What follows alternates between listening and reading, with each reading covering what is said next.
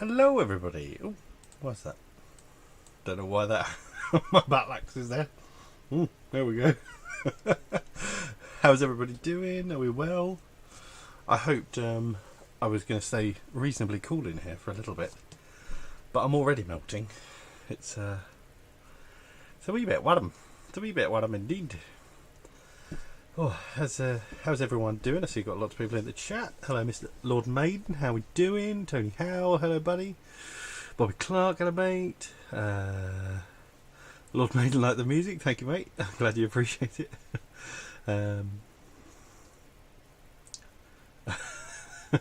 Bobby Clark's getting his groove on.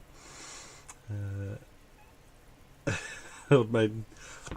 I wouldn't dance too much in this, mate. It's a bit sticky for the old dancing. Tony Howell, nice, chilled but cool. Really? Oh yeah, how are you managing that? Unless you've got a considerable amount of air conditioning in your room. I am far from chilled. Mr. Summers, evening. How are you, buddy? Right. So what's everybody been up to? Has everybody been enjoying all the weather? It is rather beautiful, you know, even if it is a bit much, you know. But that's what we do, innit? We complain about the weather no matter what it is. It's too cold, it's too wet, it's too hot, it's too humid.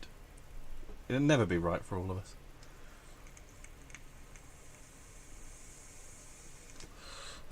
I have decided to paint some Mythic Battles. I took on the task of thinking, right, okay, because I realised that there was a few times before the stream I was like, oh, what can I paint? And I literally just would paint what I had primed and ready. And I was starting to realise that I needed to have a bit of a priming session, and which I've been doing over the last few days. And I thought, right, I'm going to just get all of Mythic Battles primed and done and ready to go. And I thought, yeah, I'll get that done in an afternoon. And I literally sat there the other day for 2.5 hours, and I didn't even finish the black. And then I did another 1.5 hours today, and I managed to get a lot of the well, I've done the first stage of Zenithal on a lot of stuff. I haven't even got to the white yet, but then I realised on a bunch of these troop ones, I'm not even going to bother with the white. You know, a grey and a black Zenithal's just is more than enough. So I'm going to paint some of them tonight. Get some of them which you don't worry too much about, but can be very handy units in the game if used correctly. What have we got? Tony Howell. Music. Oh, the music's cool. Sadly, I'm not cool. Lord Maiden having a week to have off. Nice, lovely. You haven't got out of the house though. I'm nearly halfway through gluing 160 rivets into place. I've seen your stuff, Tony. It's the bulkhead, rafters and everything's looking really good, man. And the rust effect and everything you were doing on the corrugate stuff is it's absolutely beautiful. Really, really good stuff, man. Really good. Really looking forward to the finished piece. And I know how diligent you are with your rivets and attention to detail. So very much looking forward to it. Oh, so let's go over to. So yeah, I'm gonna. So I've got my new red grass painting handle, which is lovely. It's nice sticky putty in the top, and then you just pop them off. Pop a new one on. Carry on as you were. So do a nice bit of batch painting. Bobby Clark, I've been painting Space Marine Scouts today. They all have a David Coulthard jawline. That's a very, very good point.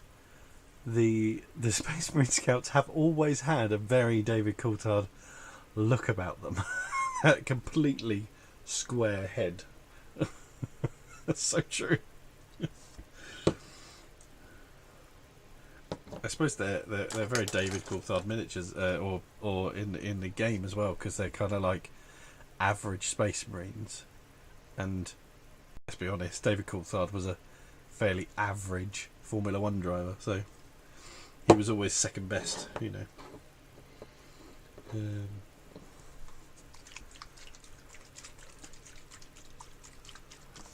Yeah, Lord Maiden, I don't know if you've seen, Tony's been posting it in various places, but it's looking really good. It's like this kind of big warehouse kind of thing that he's painting is just looking awesome. So yeah, I'm just going to do a bunch of contrast on these guys. I'm not faffing about. They don't need to be too pretty. Just look nice for the table. As is my MO.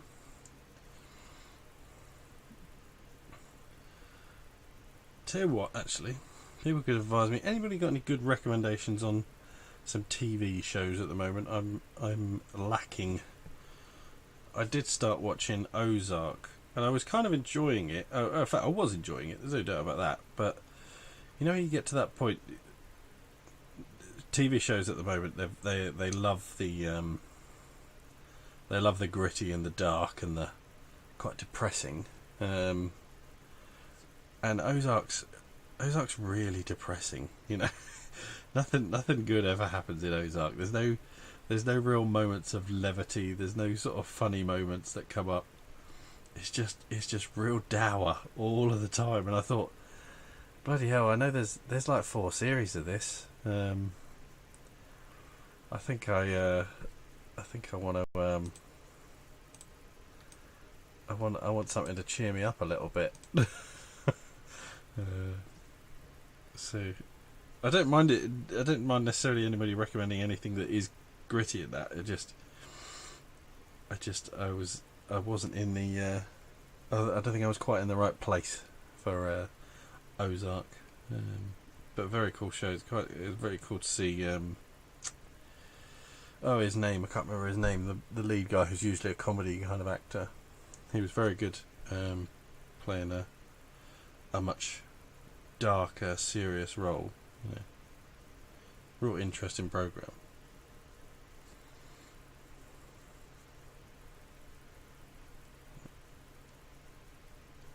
What we got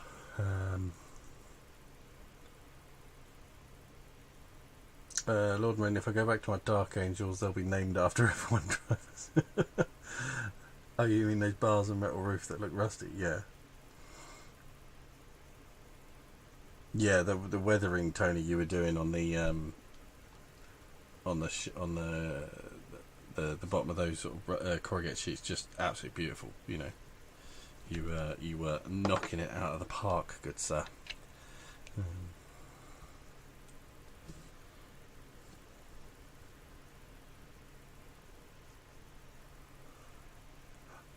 Yeah. Lord Main, there is a Red Dwarf documentary that is slowly being showed. Where is this Red Dwarf documentary? Because I will watch that in a heartbeat. And Bobby Clark saying I'm watching The Fall. Currently, it's based in Northern Ireland with Gillian Anderson, the Irish accent. Is always pleasing. Yeah, that's always on the front page on my Netflix. I think I told Sarah, my wife, to watch it because it looked well and truly up her street. But I must admit, I was vaguely tempted when I saw it. So I might give that a little look. See what at least the first couple of episodes are like, maybe. And yes, that's soft. Well, that lovely Irish accent is always a pleasure, isn't it? I do have a soft spot for the Irish accent. More the Republic of Ireland than Northern Ireland, but I'll let them have it.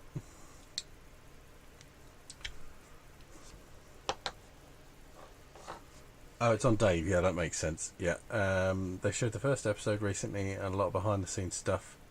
So the reason why the Crichton actor got changed. Oh, I think I think a lot of that might have been. Is it all new stuff or is it older stuff? Because yeah, I mean the guy who originally played Crichton, I forget his name now, but he was a very legit thespian. He was quite a sort of unusual thing for him to do. I don't think he tended to do a lot via film. He was a guy who liked to tread the boards, as it were.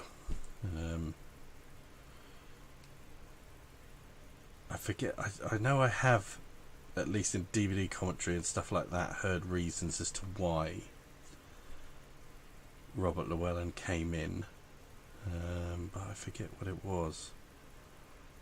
I'm sure he worked on a show.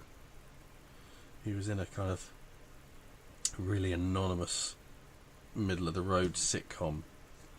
I want to say somebody to do with Red Dwarf worked on it. But I might be completely talking out my backside with that. Tony, how you are great. I could not agree more. He is bloody marvellous, he is. Can you not hear me alright? Yeah? Is the sound levels okay? Seems to be peeking out in the yellow quite happily, so that seems to be alright, but it's hard to tell sometimes if it sounds alright from your end. Whereas it can look, everything can look fine here, you know.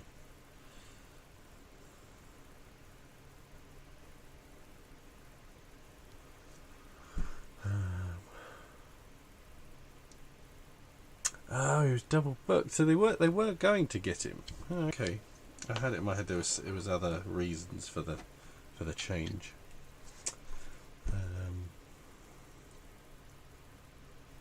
Tony Howe, have you watched all the Orville sci-fi homepage stuff? Yeah, I love the Orville. I think it's great. It's I tell you what, the Orville was a real surprise to me. I kind of assumed I was gonna like it because I like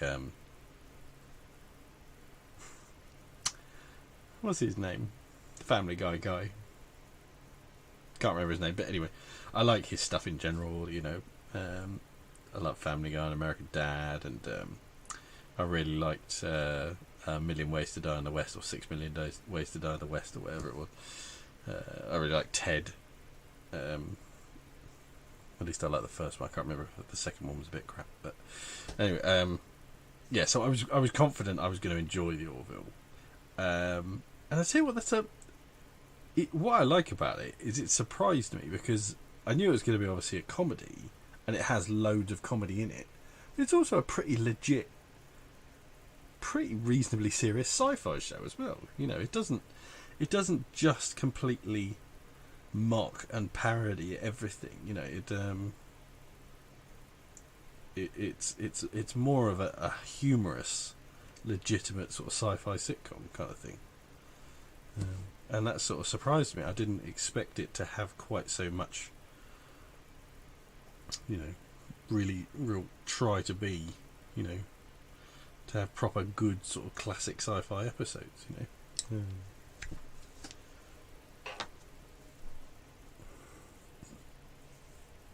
Lord Maiden, sound level's okay. The Red Dwarf stuff is called Red Dwarf the First 3 Million Years. Consider that watched. So there'll probably be a lot of stuff that I've seen over the years on the DVD commentaries and the Smeg Ups tapes, and oh god, I used to watch so much of all of the behind the scenes stuff and all the extras, and listen the amount of times. I mean, I've watched the Red Dwarf series back to back so many times anyway. And then I've watched them, I dread to think how many times with the DVD commentary. I dread to think how many times I will have actually watched every episode of Red Dwarf. A lot of people kind of cherry pick their way through it. You know, a lot of people sort of didn't like it until it really got to Series 3, and then only really liked it up to Series 6. You know, and they definitely were the golden years. There's no getting around that. But I still love Series 1 and 2. And I tell you what, I didn't like so much Series 7 and 8 when they came out, but actually when I got to watch them again a bit later on, I actually realised that they're actually very good. They are actually very, very good series. You know, it was a shame they changed to CG for the practical effects, and it lost some sort of its pleasant style about it, but it's still a great show. And I really didn't like the one where they went to Coronation Street. I thought that was utter pish. But the latest stuff, I think, has been really good too. You know, I don't think it stands up to the old stuff, but it's still fun, and I still enjoy it. that one they did, where Starbug was like a little smart car, and they went on the set of Coronation Street because obviously that's where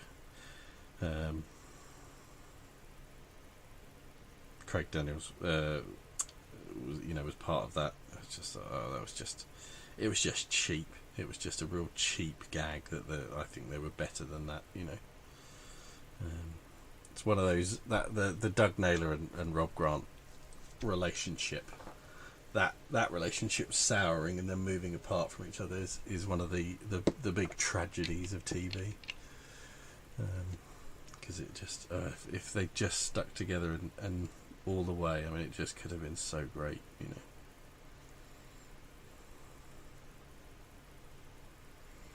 All right. Bobby Clark. My dad's Irish. My mum is German. I recall an embarrassing photo of me as a child wearing felt lederhosen. Ooh, felt lederhosen. Lederhosen. Ooh. I was like a leprechaun from the fatherland. My Irish accent was cute at least. Yeah, was it like green lederhosen? If it was green, then that's really unfortunate. Can you even dress up like a leprechaun anymore? Is that like, that's probably racist now, isn't it? Or cultural appropriation?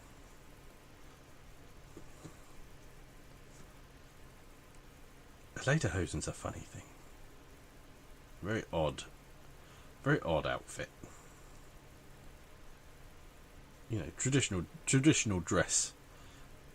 Very rarely do you look at it and go, oh yeah, I could see why they went that direction.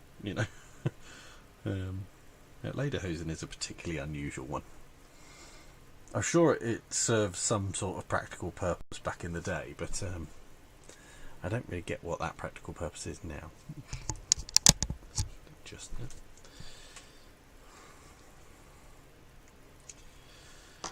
where are we?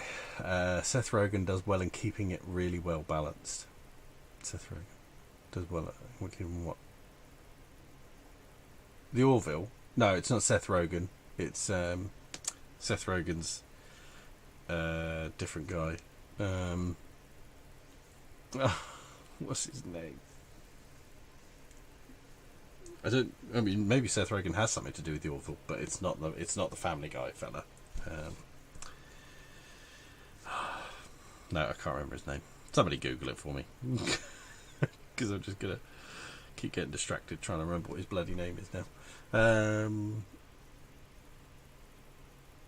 Cool, it's good news. Yes, I remember the Smeg Ups and Smeg Out tapes. I dread to think. Seth MacFarlane, thank you, Lord Maiden. Seth MacFarlane, yes, he's the guy who wrote and voices loads of Family Guy and American Dad, and is the captain on the captain of the Orville and wrote the Orville. At least I think he wrote it. I know he's like directs and produces and stuff. I'm pretty sure he wrote it.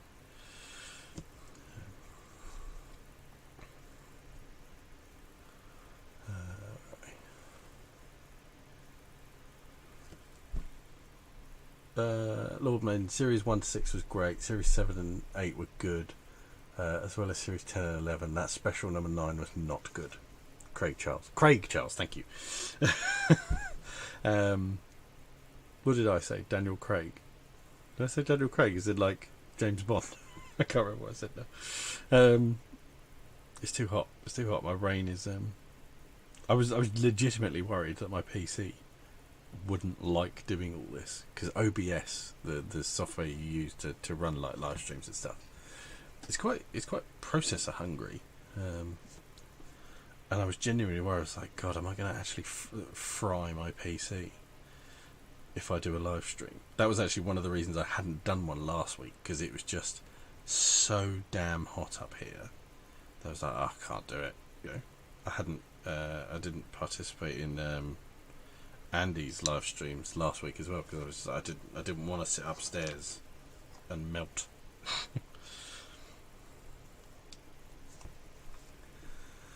Where did I get to?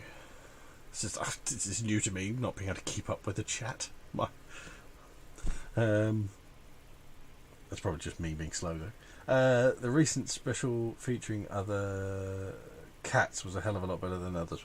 Yeah, that was pretty good. I actually enjoyed that quite a lot. It wasn't as good as the series, but it was still very, very funny though. Because it was going to be a movie, wasn't it, or at least feature length? But then they decided to just release it in 3 parts, which I'm sure had a very justifiable reason. But kind of since the end of Series 6, Red Dwarf's had a bit of a funny time of it. I tell you a show I really enjoyed that gave me a lot of that Red Dwarf vibe. Now I'm trying to say it. I can't remember the bloody name of it. My brain is definitely overheating.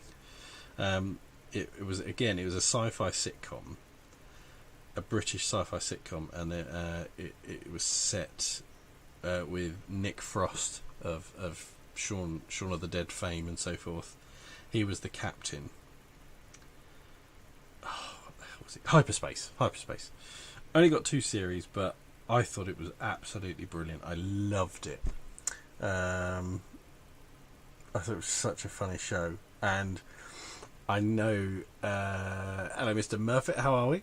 I know that whoever wrote it lives somewhere around where me and my friends live in and around Ely, because he made a joke that basically the premise for Hyperspace was that they were this British spaceship, and what their sort of mission was that they would go around all these alien races, and they were like almost like door-to-door salesmen.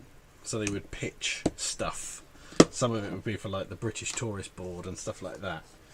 And in one of the episodes, they mentioned that they were like they were mentioning something around this, and they went, "Oh, he's famous because he was the guy who made the bypass between Ely and Peterborough."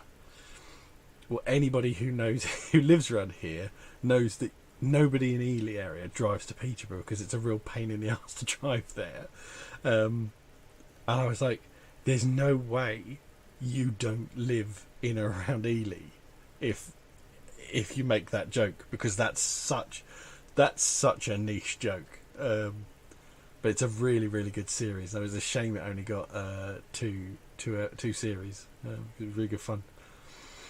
But going back to Bobby Clark's lederhosen cultural appropriation. Oh no, you're half Irish, so you're okay. Yes, green. I looked amazing. Sadly, my accent is totally gone now. I just sound southern, much to my northern girlfriend's disgust. You said like Craig Daniel, and then Craig David. Craig David. Steve in. Hello, buddy. Bobby Clark. Is that the painting handle a purchased one or a DIY deodorant blue tack contraption? No, it's the red grass miniatures painting handle. You might have seen them not that long ago on Kickstarter. They did the everlasting wet palette, which I also bought in the pledge manager. This one, so you got their very, very nice new wet palette, which is extremely lovely, and you really need it right now because your paint dries out quick. So yeah, it's this really nice. It's the same one Andy Burgess used on his streams, but he had the original one, which was essentially just like that. But now they've made it so that's obviously like these spin, and essentially yes, they have their own proprietary orange tack, we'll call it. Yeah, so you can, so it just fits really nicely in your hand, and you can just spin it quite happily as you're working. If you're batch painting, you just take it off, pop a new one on, carry on as you were. Really good. And then also the base. I don't know if I haven't got anything metal. The base is magnetic, and you can buy some little 3M sticky pads so you won't knock it over. But yeah, it's really good. I'm really pleased with it. And it was super inexpensive on the Kickstarter. Lovely. Everyone's saying hello to Steve.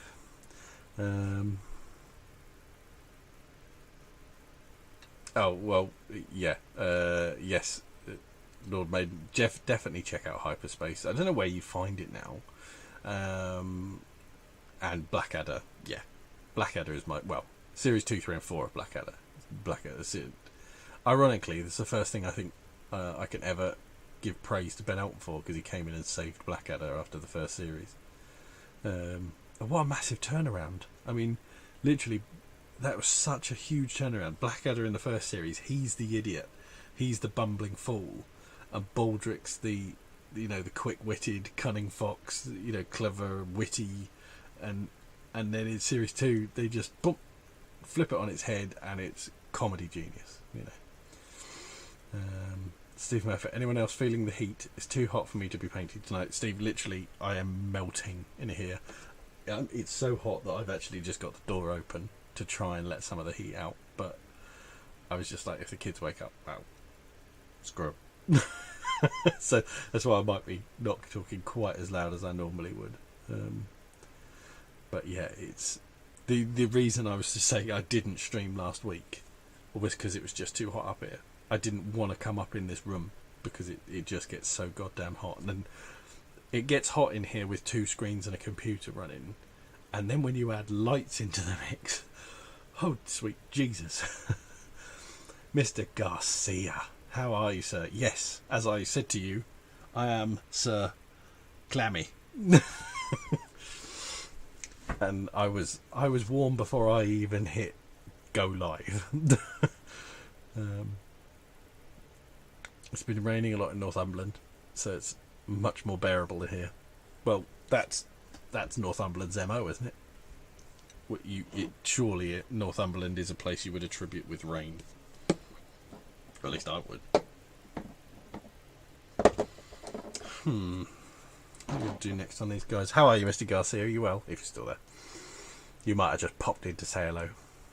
I've always meant to ask you where you got that headshot of yours, Z. Because that helmet is quite beautiful. A Cuban Thor, if ever I saw one. Lordman, yeah, that was weird. Series 1 had Brian Blessed, but is enjoyable enough. 2, 3 and 4. But 2, 3 and 4 are like legitimate works of British comedy art, And then even the end of Series 4, with the way they end it, with the end of the Great War and the senseless loss of life, it's so beautifully tasteful. They just couldn't have done it better. Lord Maiden, but my Hogs of War card game arrived with Lord of Flashing. Did it really? Oh, that's awesome. It's got... I love it. I remember Hogs of War. It was a good fun game. Have you watched Upstart Crow? Upstart Crow. It's very Ben Elton, but good for good reasons. Okay. Oh, I haven't, Tony. I shall give it a look, my man. Bobby, I'm painting with purple very soon. What are your thoughts and experiences of that colour? I must admit, I quite like me a bit of purple. A bit of purple's all right. I don't like doing the real sort of deep purple, and I didn't mean that as a some sort of pun on the band. I like this sort of purple. If that even looks purple. That jokery kind of cartoony purple. That's the sort of purples I like to paint. I find it's quite easy to highlight it and stuff. But as much as I would love to give you painting advice, Bobby, that would be a waste of my time and yours, because there's nothing I can teach you. Zigo said, good buddy, the helmet was backstage at a theatre I was working at, and absolutely, if it was backstage at a theatre, I'd have slapped that on my head as well. You can't walk past a helmet like that and just carry on your day.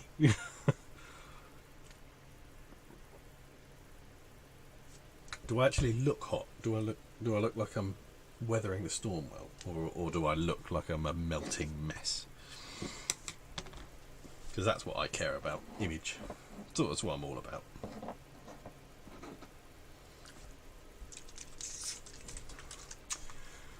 No, black's the wrong. Black's wrong. Black, not black. Green is wrong. What could I add to them? I know what to do. Upstart Crow is about Shakespeare. Oh, yes, sorry. I do know the show you mean now. No, I haven't watched it. I love David Mitchell. Peep Show is one of my favourite shows of all time. I think it's hilarious. But no, I haven't watched it. I wasn't sure. It didn't massively appeal to me, but you'd recommend it, would you? Do I look smoking, do I, Dave? Thank you very much. Hello, Mr. Hellier. How are we? We've got so many of the crew in tonight. All my reprobate friends. You know who you are.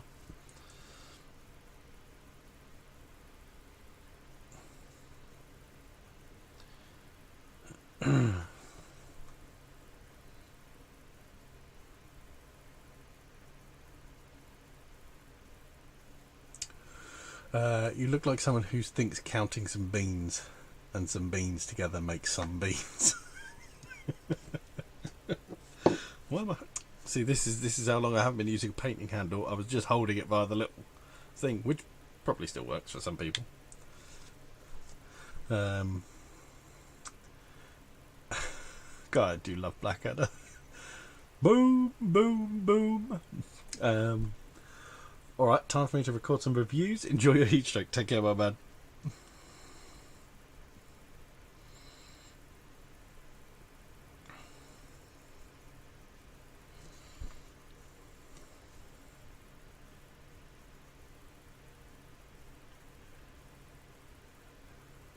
Yeah, we British we're just not built for this weather, are we? It's just too bloody much.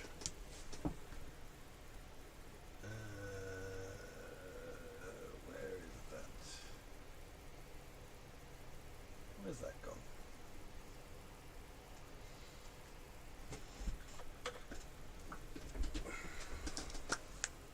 That's not what I want, but I'll use it anyway. All good, just like to pick Black Panther and Black Widow. Well, that's nice and easy for you, David.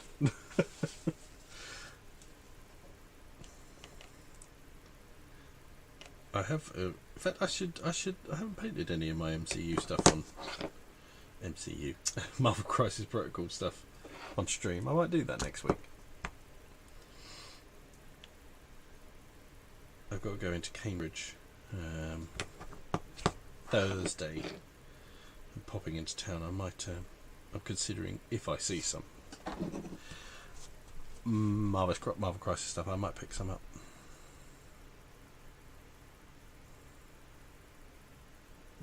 That's better. That's more what I was after. Phone is vibrating like a bloody lunatic. What is going on? Bobby Clark, I've ordered a little selection of Ready Purples.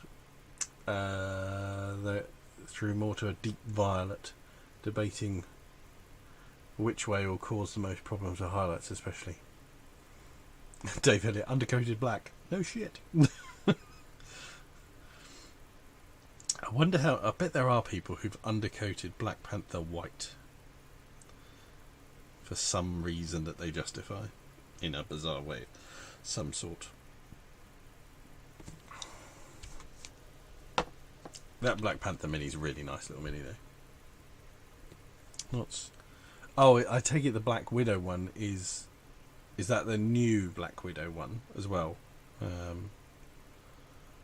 rather than the one that came in the base set.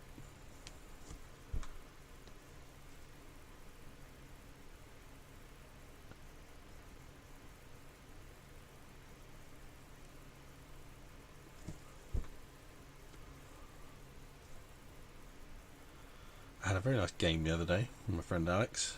Played a game I consider to be massively underrated called Sorcerer. It's a really cool game with it's a real dark theme. I haven't actually read the fluff, but the theme is very kind of gothic horror, vampires and sort of macabre kind of stuff. And what you do is you've got 3 sets. So you've got the character, and then you've got your lineage, and then you've got your location, like where you came from. And what you do is you pick one of each 3. Black Widow, Agent Shield. Yeah, I presume that's what you meant. So you pick one of each 3, so you could end up with Asheroth, the Blood Lord of the Sunken Hollow, you know. And so you take all these decks, you put together, and then you play, if you've ever played the card game Smash Up, where you've got these like locations and you're trying to kind of break them. Basically in this you have 3 battlefields, and you're trying to do damage to a battlefield to essentially win it. And then it's got a very Magic the Gathering feel in the way the cards play and the stuff that they do. And it's a really, really nice game. I really like it. I had a very enjoyable game of that with my mate Alex the other night. And it's a game that I've said I want Mr. Summers and Mr. Hellier to play, because we all used to play a lot of Magic back in the day. And I think you could tell whoever designed it was clearly a Magic fan at some point in their hobby gaming career, as it were. It's really got that vibe about it. It just works really cool. It's just a bit different. I really like the whole mashing the decks together thing. It's just fun. Different Gear TV, good evening. How are you, sir? Are you well?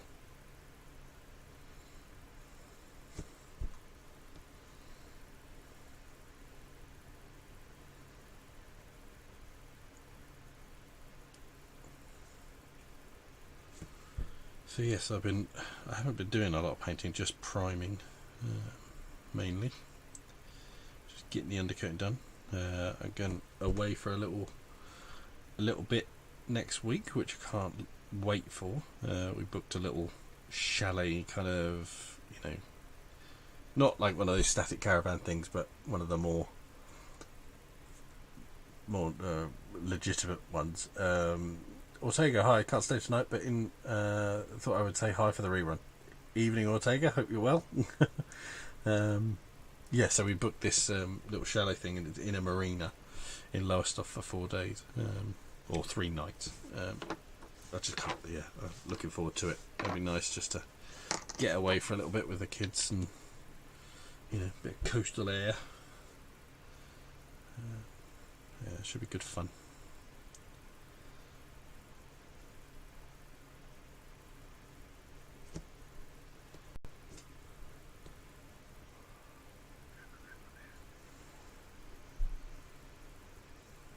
Bless Ortega, he often pops his head in on streams now and just says, sorry, I can't stay, I'll watch later.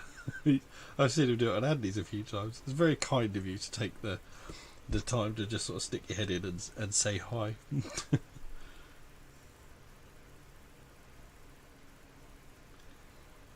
Tell you one thing, right? Somebody can maybe explain this to me. Never understand. I watch quite a lot of live streams and things like that.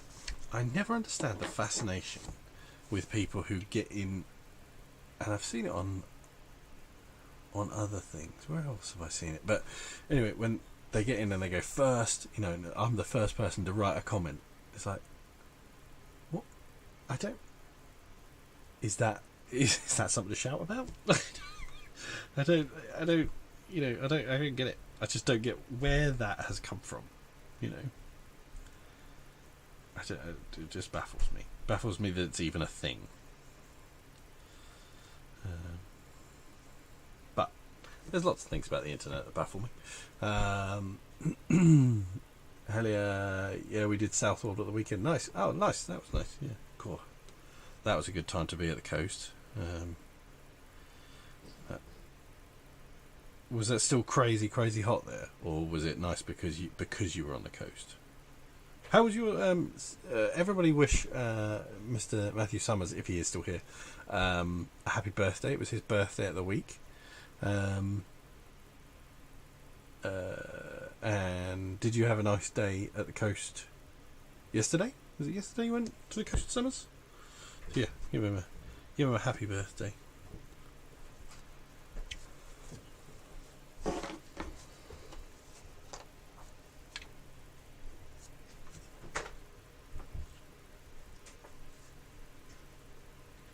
Yeah, look, nobody understands it. Good. As long as nobody else understands it, that's fine. I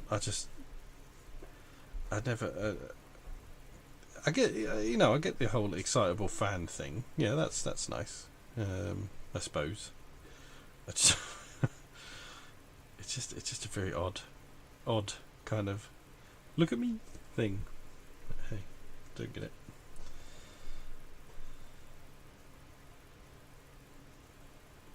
So my wife is retiring for the evening, I think. Not that anybody could sleep in this horrificness.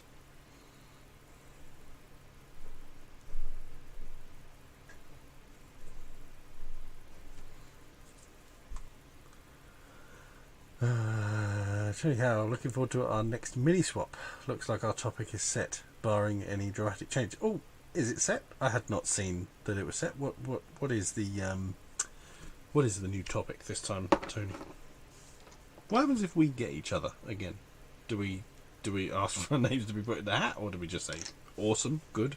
We enjoyed doing a mini for each other last time. I don't mind if I get you again.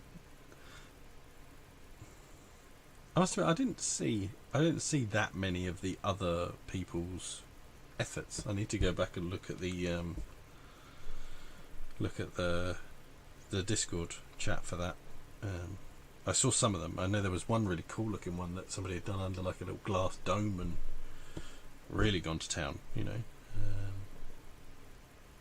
but I don't think I ever saw the finished bit. I saw the build up of it. I never saw what VJ did, because VJ is the one who sets it up, isn't he? Hell, on the beach was cool. Kids got the cold sea breeze, but on the other side of the dunes like an oven. Oh god. I don't think, to be fair, the weather is actually all that good a forecast for us next week. I think it's not too bad. It's just not. It's not like quite as nice as it could be. The main point is we're not here. We're somewhere else. Some good quality family time. Good old school English quality family time, Off to the seaside. Get our Victorian bathing suits out and sit in the chalet.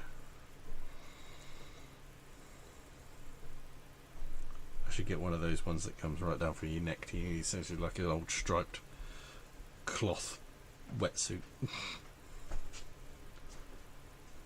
To be fair, that would be good for everybody concerned. Rather than see me all out and about. Lord Maiden are excited for the swap and a bit nervous. Tony Howard's angling towards Monster Mash unless votes make a drastic change by Friday. Yeah, I think it was. I'm trying to remember what I voted for. I think I voted for Old Hammer. Is it Old Hammer? Because I happened to have gone through a load of old minis looking for some stuff for Elliot to paint. And I realised just how many cool old minis I'd got. And I was like, there was a couple that I was like, oh, I want to paint that.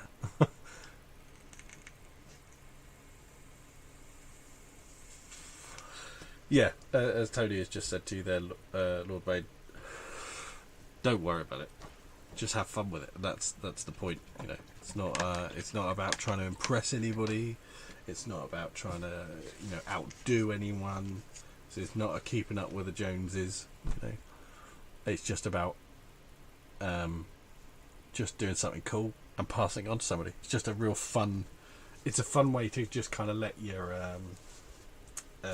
creative juices flow onto somebody else.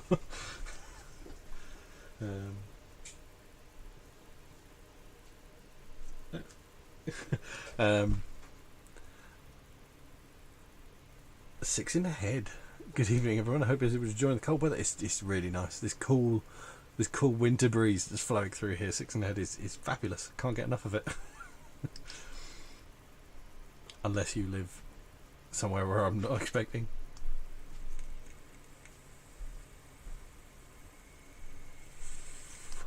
Lord Maiden Thanks, Tony. Using this as an opportunity to try what I've learned on the first models painted when I got back into the hobby. When did you get back into the hobby, Lord Main? Bobby, you'd see my German bath towel on a deck chair quick as a flash if I holidayed. I tell you what, right? That whole, the Germans nicking the nicking the sun loungers. We never used to go on holidays like that when I was a kid. We used to stay in some campsites in France, but we very rarely went anywhere there was a pool that you would lounge around. And if there was, my mother and father would not allow us to do that. I'd always wondered if that was always just like one of those silly kind of stereotypes that got out of hand, and it wasn't really the case. Until I went on my honeymoon and we went to Mexico and stayed in this really lovely all-inclusive place. And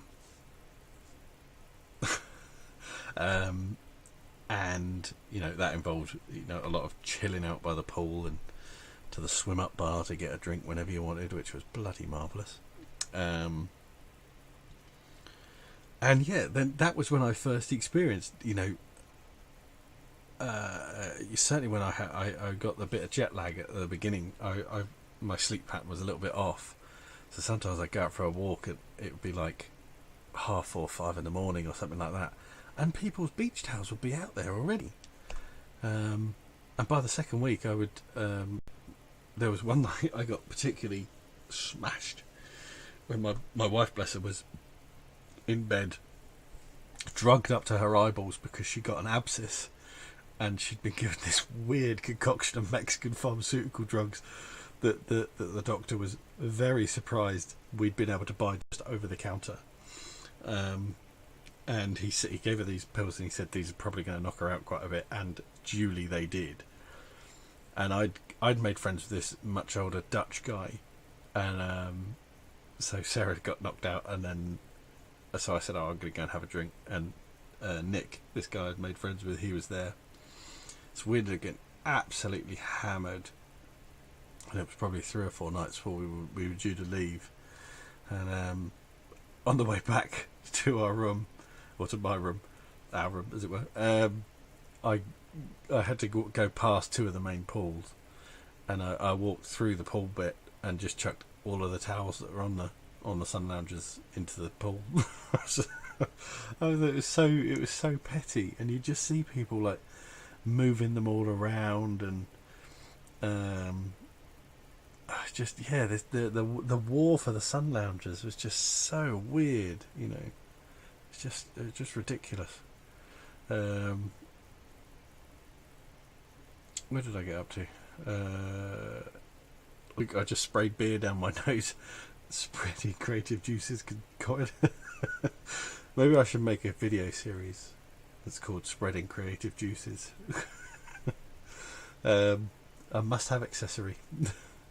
I got back into the hobby late 2011, early 2012. My friend saw the Gears of War board game in the window, and we went to the store shortly afterwards. Did you buy the Gears of War board game? Because if you did, you have something worth a pretty good amount of money now, because it's out of print and hard to get hold of. So well done if you did. Fan and talcum speedos. Bobby Clark, my whole family is like that. They just claim it as theirs. Germans take tanning seriously. Yeah, well, now when I was in Mexico, I saw a lot of that. There was a lot of very serious tanning going on. You'd hear buzzers go off, and people would suddenly go flip. Lord Maiden, we were shown Malifaux first edition, and we got back into the hobby of being happy. Awesome. Malifaux are really cool and really cool minis. David, did she find her spirit guide? Well, she certainly went on a trip, that's for sure, my man. She was out of it. Yeah, they absolutely knocked her for 6.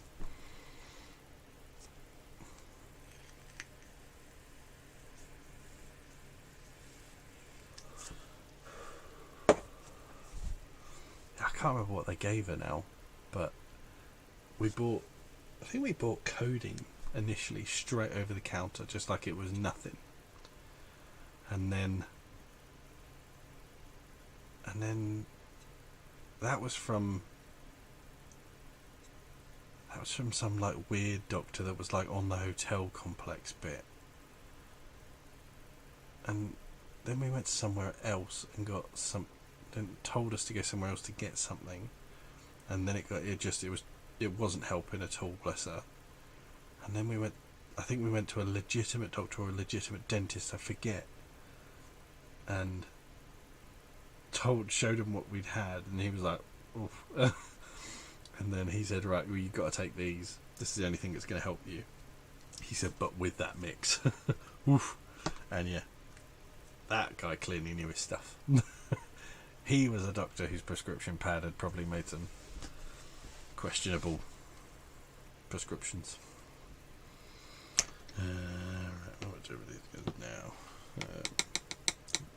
You want to use metallics on them. I might have to.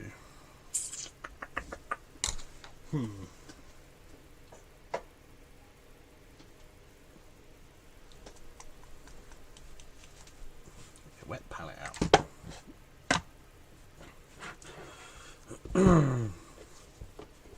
Has anybody been gaming much at all? Hellier, have you been gaming at all? Has your club kind of reopened or anything like that? Is it still completely shut? Or have you met up with any of the people you would game with at that club?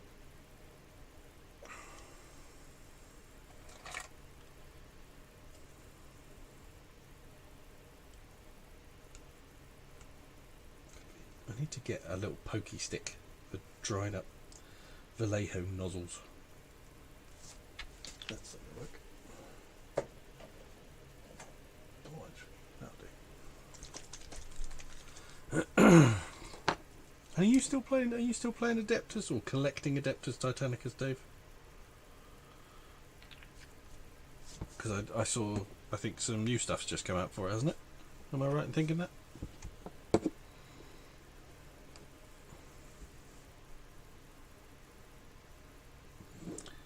don't think my wet palette's wet enough. Or is it?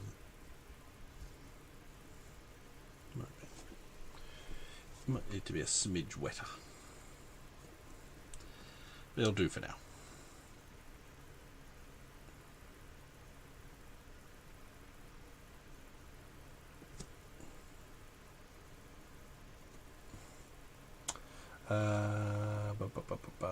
Lord Bane had a day of playing The Walking Dead with a friend. My gaming club is trying a night tomorrow. Awesome, that's cool. I want to play more Walking Dead, Steve. I want to play Walking Dead again. Hellier club's not reopened, but did a Marvel Crisis Day in London the other Sunday and played once a week on 2 discs. Cool. How was? Where did you do the day in London? Where was that? Was there a lot of people at it?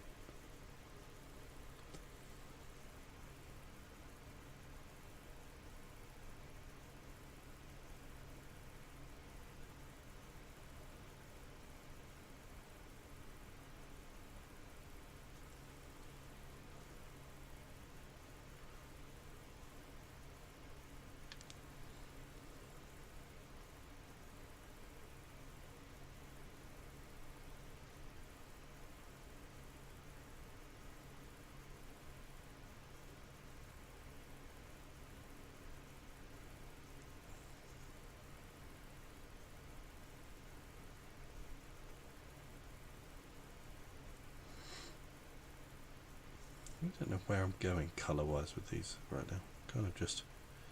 I am winging it, if ever there was one.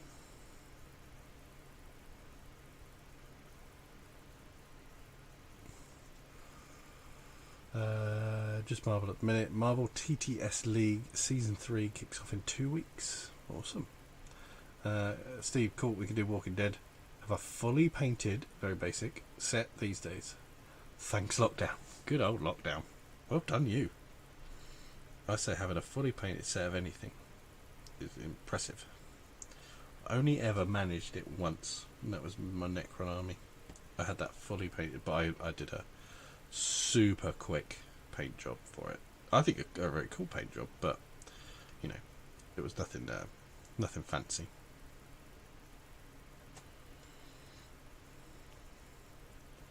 But it was still nice to have it all painted. Having everything for my Mythic Battles painted is my dream. My dream come true. I have very achievable goals.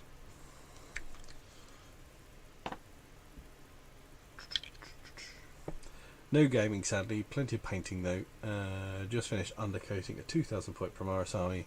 Indomitus models go together quite easily, I found. Yeah, the Indomitus set looks really good. Really, really nice. I was very tempted.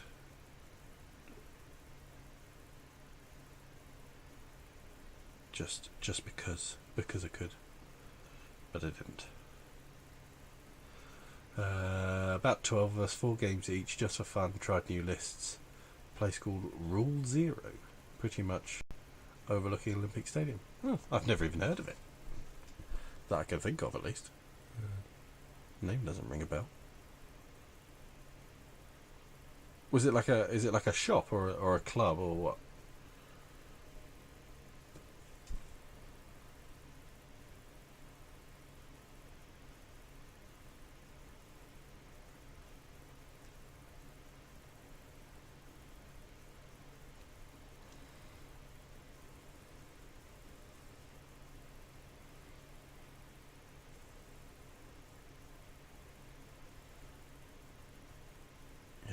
To be quite dark, and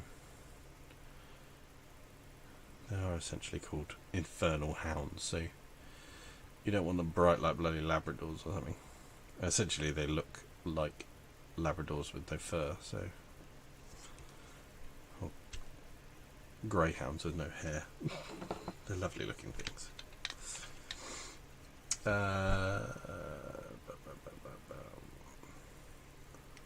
My mate filmed our game last night on TTS.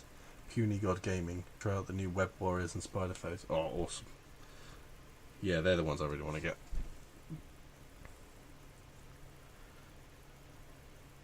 I really want to get more of the Marvel Champions card game as well. I think it plays really nicely solo. I really like the way it plays. Just enjoy it. It's just, as always with Fantasy Flight, we've got a really popular license and everybody wants to buy it as soon as it comes out. So what we'll do is do considerably short print runs on everything. Such a pain in the ass. For a company that's become one of the biggest games manufacturers, one of the biggest companies in board game manufacture. I know they're obviously a part of Asmodee, but my God, it does seem like their decisions on how much they print a thing sometimes lacks a serious amount of faith in their own product.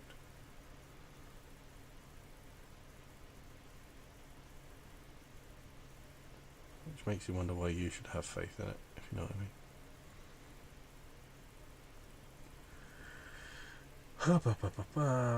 Hipster game cafe with bars and tables to high grade menu. Awesome. Awesome. Sounds good. Glad you had a lovely time. So I cannot get my elbows anywhere comfortable. I'm really leaning on a harsh edge wherever I lean.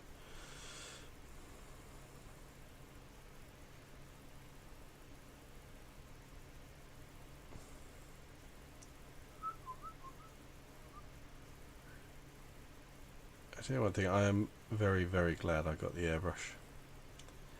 I've got initial kind of fear out the way.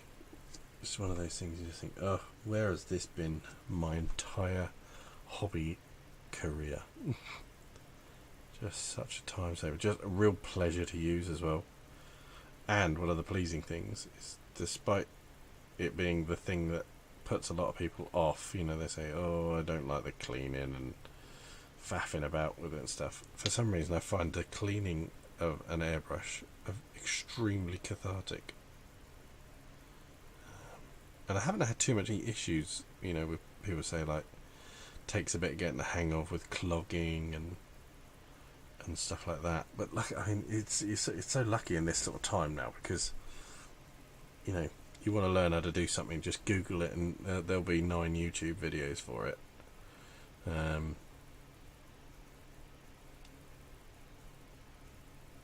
So I'd read up so much and watched so much, and seen so many people say, don't make these simple mistakes, that I've had very little issues. And even when I have had issues, I've already had a good idea what the issue was and how to solve it, and that's really that gives you a lot of confidence. Yeah, it's such a great thing. I've asked people, and I've seen videos that people have done on it and stuff like that. I have still yet to understand why, or I've still yet to have it really well justified to me as to why you spend 150 to 200 odd quid on an airbrush and not what is essentially about a 40 quid airbrush that mine is. Because I've seen people say, oh yeah, well, this one's easier to clean and this and that, and I strongly disagree from what I've seen.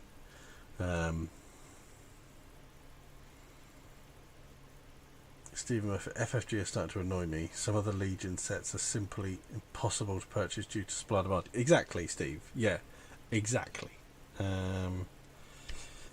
Yeah. I'm not going to explain to anybody what the yellow helicopter territory is to Steve. That's a very old joke in amongst the friends. But safe to say that our friend here, Steve, when he holds a grudge, that grudge is essentially, Steve is the tallest dwarf, the tallest fantasy dwarf ever to have existed, because nobody can hold a grudge like Stephen Murphy can. And he will hold grudges against things that you cannot fathom that anybody would ever hold a grudge against. But this man can. And that's why we love him. I'm not holding that remotely on camera, I'm sorry.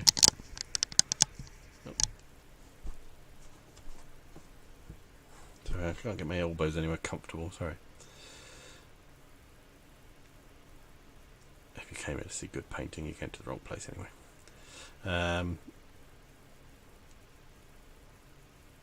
My £15 airbrush is my workhorse, surprisingly reliable.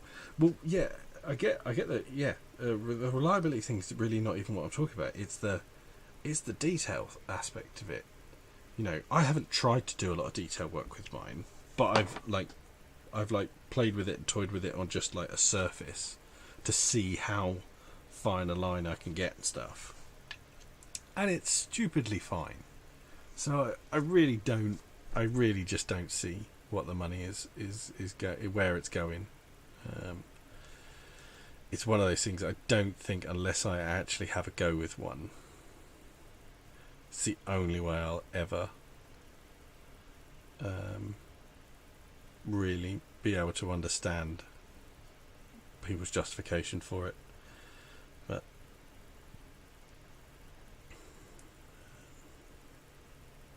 I think it's a bit of a,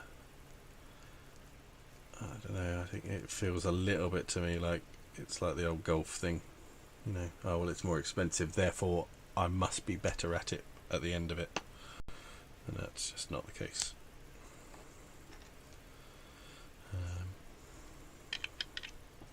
But regardless of that, I'm really enjoying using it, and I think actually I'm going to try and use it now, once I've got all this priming done on Mythic. I'm going to try and actually do a bit more actual bloody hell, sorry, right there, okay, that's where I'm painting, right. I'm going to actually try and do like a considerable amount of actual work on a mini with it, obviously not not into all of the work, but doing a lot more base layers and base coats, and maybe even doing some glazes with it and stuff like that.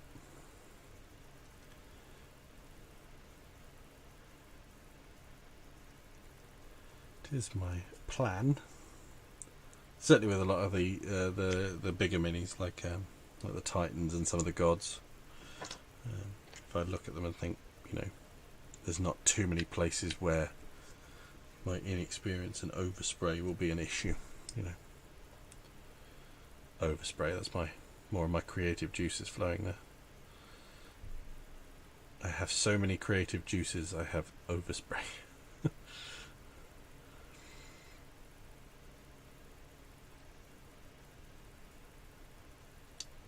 Lord Main, is there any difference between airbrushing and normal brushing at the end result? Yeah, there is. The smooth,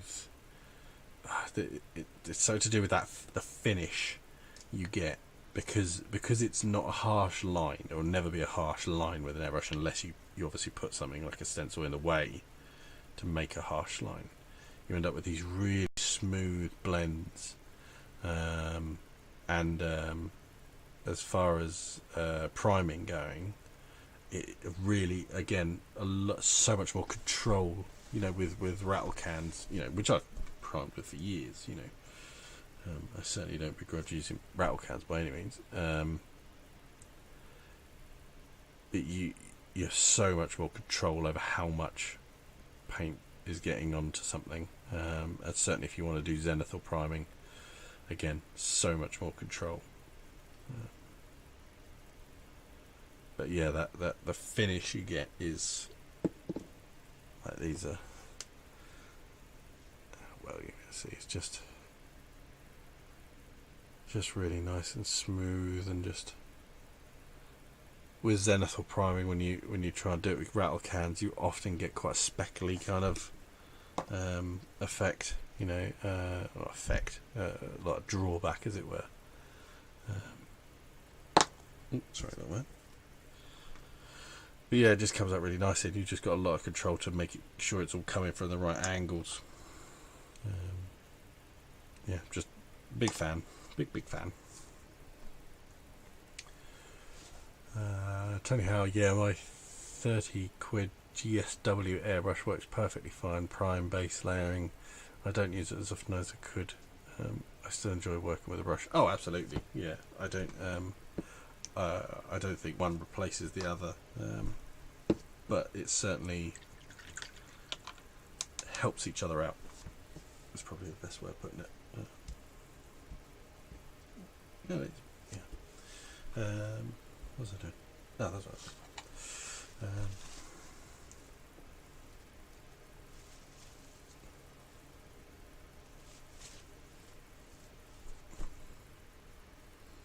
I remember I saw something about a wet palette the other day. It said putting distilled water in it isn't a good idea if you tend to lick your brush, as I do. For the point. Is distilled water particularly bad for you? I don't. Obviously, I get you don't. Kabuki Kid, hello, how are you? Right, blimey. I don't think, Kabuki Kid, I've ever seen you outside a Dallas Tower live stream. Thank you very much for coming along. Very kind of you. How are you? You well? Yeah,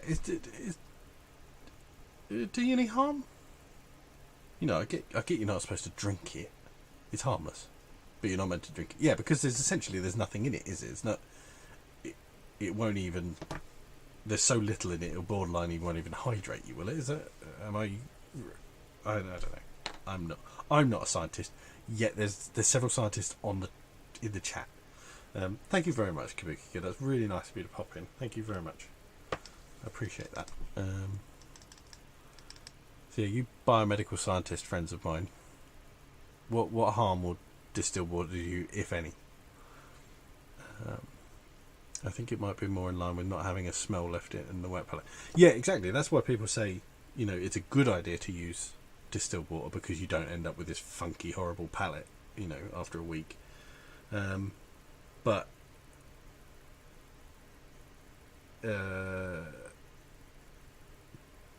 But yeah, and that's obviously, yeah, so it's not going to do me any harm. Good, thank you, David. Yeah, exactly. I knew essentially it's got no minerals in it, obviously, and all that's taken out. I didn't know it could hurt your stomach, though. I didn't know it actually hurt you. But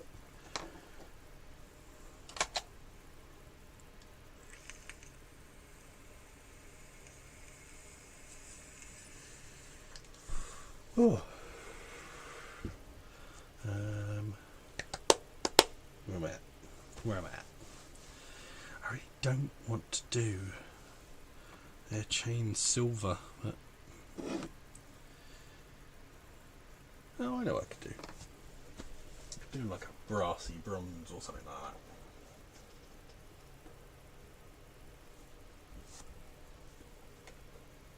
That's what I'd do.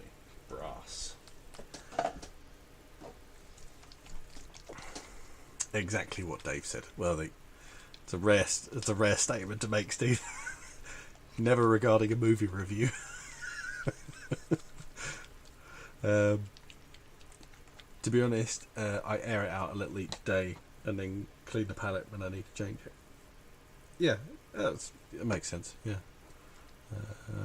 Has anyone seen the cold palette?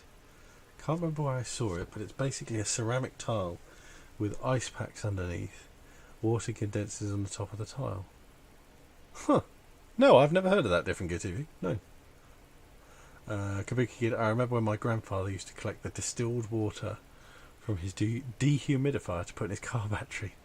Back then, you had to add that to your car battery. Yes, I've had to add it to when I used to work on the Land Rovers at Wild Tracks. I used to have to top up the battery sometimes, and we would for some of the quad bikes and stuff.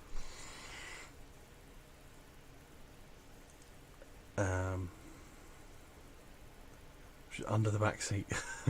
Well, yeah, a VW Beetle. Everything's arse about face. You know, the engine's hanging over the arse of the car. You know, and it's the bloody car's basically airtight. You know, you slam the door too hard, it makes your ears pop. You know, it's a weird car all in all.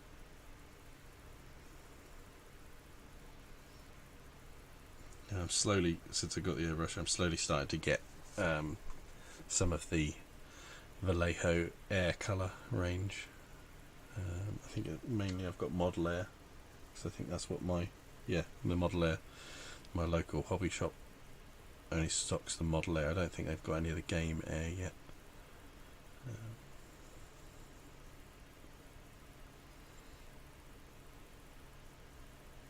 I was considering doing some basing tonight, because I have two bases that I'm doing for a friend of ours who is a big fan of Kingdom Death Monster, our friend Alex, and he's done a really good job painting the Dung Beetle Knight, and a nice job on a guy called the Butcher. He messaged me asking me about, you know, what would you do for this and base and stuff like that, and I just said, do you want me to do it? And he snapped up the chance. Keeps the paint cool and moist. I'll look that up, because I've never heard of one. Although I know what would happen with me, I would just forget to keep putting the cold blocks in the freezer. Just watching X-Men, 20 years. As in what, the movie or the cartoon? Because I know we're all fans of the cartoon. You don't see Beatles on the road anymore, really. They're finally dying off. I do happen to see some. I do happen to see some around here, just because there happen to be two in the village. But yes, you're right. You don't see them, or certainly not the classic Beetle. Hello, Mr. Cook. You're referring to my newfound love of the face change app. With me looking at Tom Cruise and Hulk. That's a brass thing on it. Where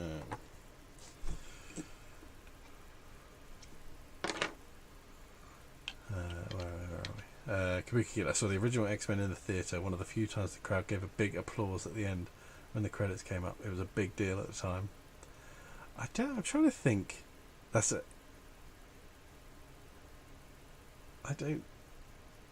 I saw a movie when I was in Vegas. I can't even remember what the movie was, but the American audience applauded that. That was very weird to me as a Brit. I don't think. I want to say that there was an applause at some point during the prequels when I went and saw them. I reckon it was when it started, though.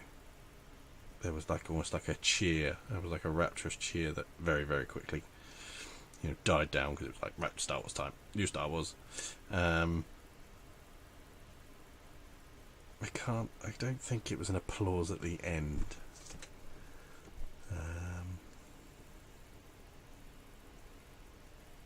Where have I got to? I keep telling you how I keep 3 dropper bottles of diluting medium. One with distilled water, one is 50-50 distilled and flow improver, and the large airbrush thinner. Saves tainting the paint with water. Okay, yeah, that's a good idea. Does distilled water taste salty? Or am I just sweating that bloody much now? Just since I used the wet palette and I licked my lips, I just get a slightly saltiness to it.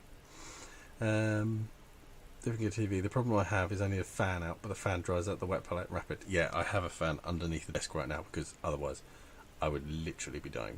Somebody would be calling an ambulance to come and sort me out, or just laughing. Mark Cook. I saw a bright orange beetle today. There you go. Bobby Clark. I just paint in front of an open window. It's quite refreshing. I wish I could, but I can't in here, unfortunately. I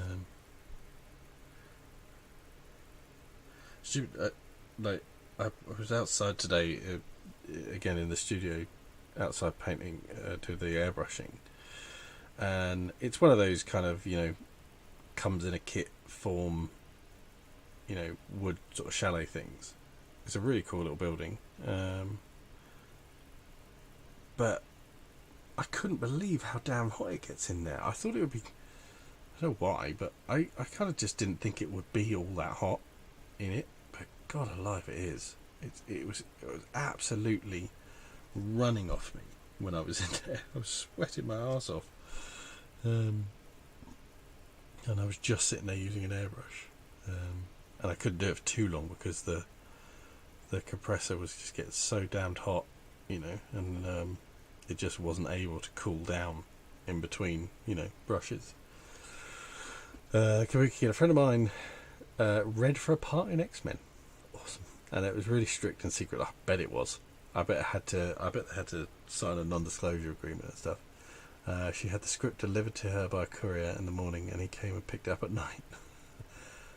The time you wish you own a photocopier. With her name watermarked on every page. Wow. That's amazing. X-Men cartoon was ace. One of my favourites. Absolutely. Awesome soundtrack to the opening credits.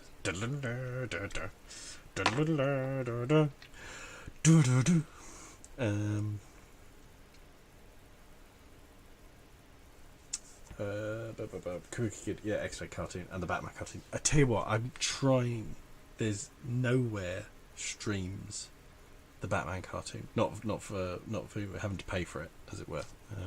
It's not on Netflix. It's not on Amazon or whatever. You can buy it on Amazon.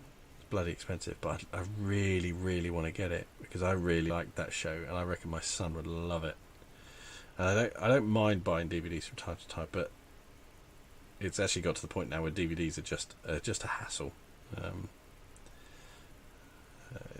It's too easy to just flick over to Netflix or whatever and stream something rather than get the DVD out, find the DVD remote because you've lost it because you haven't used the DVD player for a month and a half, and blah blah blah.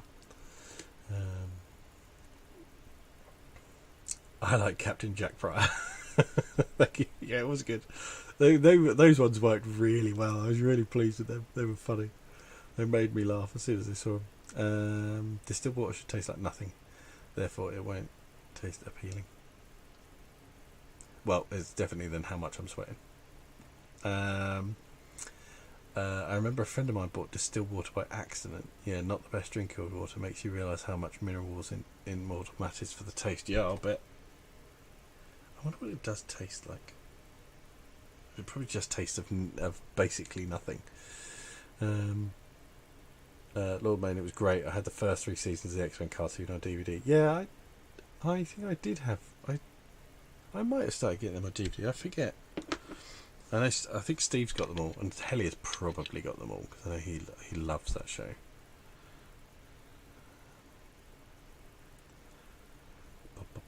Where am I? Yeah, distilled water is unsatisfying, utterly devoid of taste. I wonder what that's like. I don't think I've ever had. I've had some things that I wish were utterly devoid of taste. Do I actually have something that has no flavour whatsoever? I can't think. I mean, even air has flavour, to a point, or often does.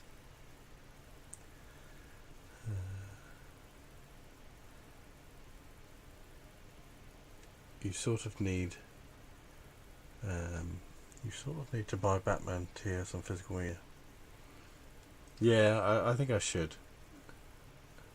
We don't even have a DVD player. Exactly, Mark. Yeah, I do still have my Blu-ray player because I've got several sets that I really want, that I love for it, but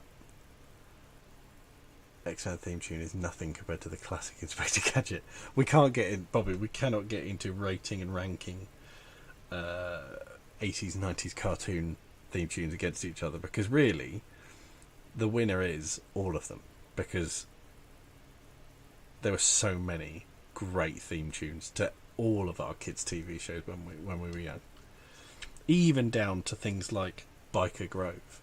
Biker Grove had an amazing soundtrack. Biker Grove. That weird, like, funky pop kind of dance music stuff. I can't remember it vaguely.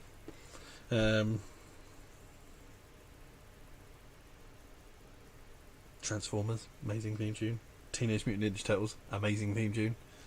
I'm trying to remember the He-Man theme tune now that I'm thinking about it. You get that bit where he says, "I have the power," and that. But I can't really remember the sound of the tune, the beat of the tune that goes with it. Inspector Gadget, classic theme tune though.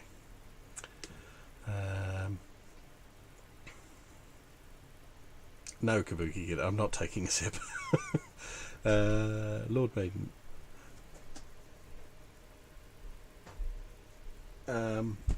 If you kind of want the TS vibe, check out the Arkham games. The Batman and the Joker are voiced by the same people. What? There's a show called the Arkham Games, Lord Maiden. Is that what you're saying?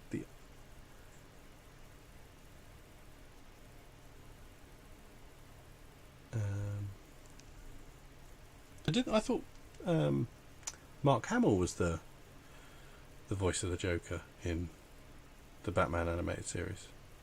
I know he's obviously been the Joker in a bunch of things, but I always thought that was his Joker. I wasn't sure. There you are. I can't keep up. If you could have any Inspector Gadget, which one gadget would you have? Well, Mark, is my wife listening? I would have Go-Go Gadget. Right, let's give this some serious thought, because this is a serious question. I would have...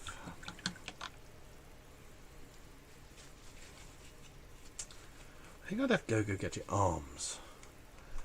You know how times you drop something behind the sofa? You know when you drop something and it's just there, and you could just touch the end of your fingertip on it, and then you do that like little reach just to grab it, and you just do that bit where you just slightly wrench your shoulder, That really bloody hurts for the next hour. Yeah, I think I'd have something as simple as Go-Go Gadget arms. Although, there is another option.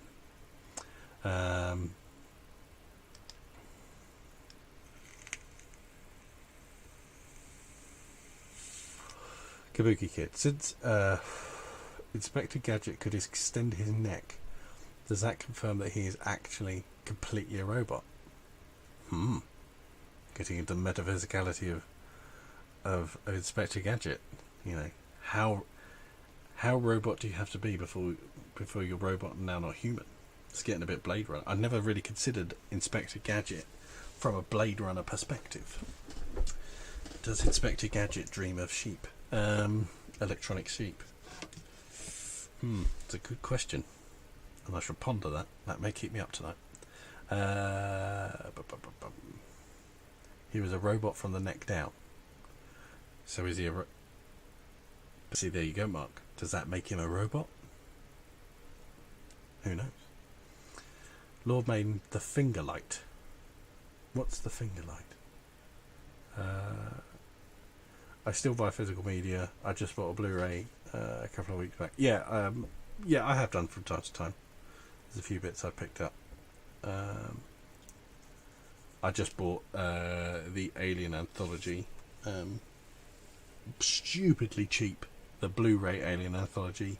Stupid. I had the old Alien Anthology DVD, and I had no idea where it was. But I really wanted to watch all the DVD commentary on it. And then when I was in a Zoom chat with like Steve and a bunch of the guys, one of the lads recommended it, and then I looked it up online. I got it for like £6 or £7. It was just so ridiculously cheap. So yeah, I've got all that to start going through all the Blu-ray stuff, the DVD stuff of that, because Aliens is the best. I think I'll go for the helicopter hat.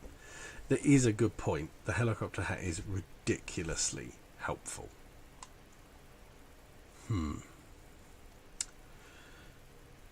It would save you a lot of time on your daily basis. What's the most generally helpful Inspector Gadget one? What's his Swiss Army gadget, as it were, the one that helps him with the most things?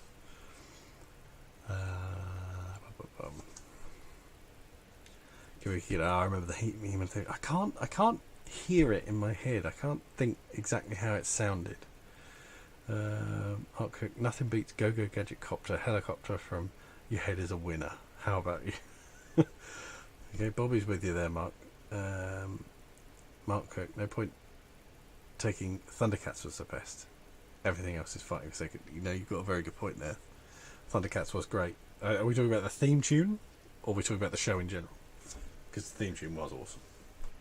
The whole opening credits was awesome.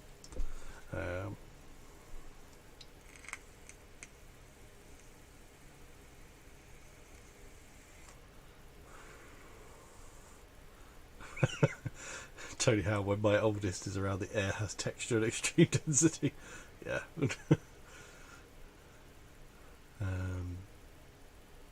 He means the video games. No, the Arkham video games. I don't think I've played any of the Arkham. Oh, I see. Sorry. I know what you mean now. Yes, the Batman. Yes, I know what you mean. I've only played... I think I played a bit of the first one.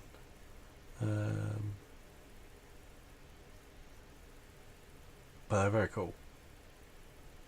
So he is the Joker in the Arkham games as well. Yeah.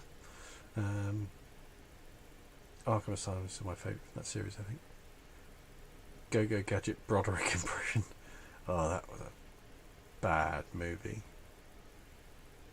Was Inspector Gadget, was that a British cartoon, or was it an American cartoon?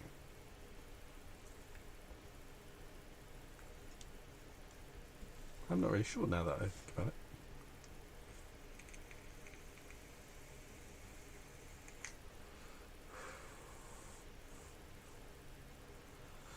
Well, Inspector Gadget created by the Tyrell Corporation.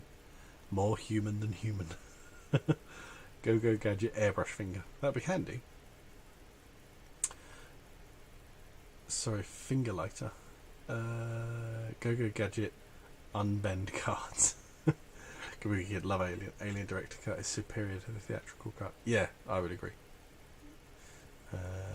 I love a wall of DVDs that constantly growing. I used to have it, but it just takes up so much bloody space now. I think I've still got all of them boxed up, I think. Imagine an airbrush finger. How many people would have "Kick Me Hard" written on their backs? Amusingly, the same actress I know who read for X-Men did voice acting for some of the Batman Beyond episodes. Awesome. And at least one of the animated movies. Wicked.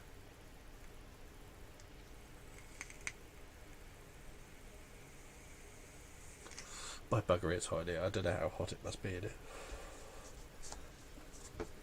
I don't want to be sad and buy one of those like indoor thermometers, but it's definitely warm. What do I need to do on these? Nice little bit of deep red in their eyes. I don't want to do too much to them because they just don't need a lot. Paint.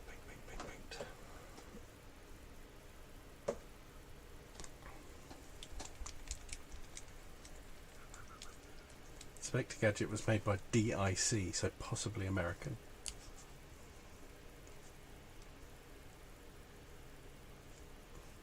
Now that I think about it, I was thinking about his accent, and he didn't really have an accent that I would consider British or American. It was fairly just a generic white guy kind of accent.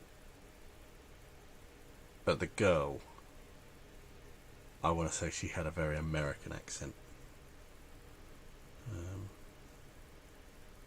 As I'm thinking about it. Yeah, I think you're right. I think it probably was American. Steve is very intriguingly just sent me a voice message. What is said voice message, Steve? Hang on. Have you sent me a... What have you sent? You sent me the email theme. I just suddenly realised what it was you were probably sending me.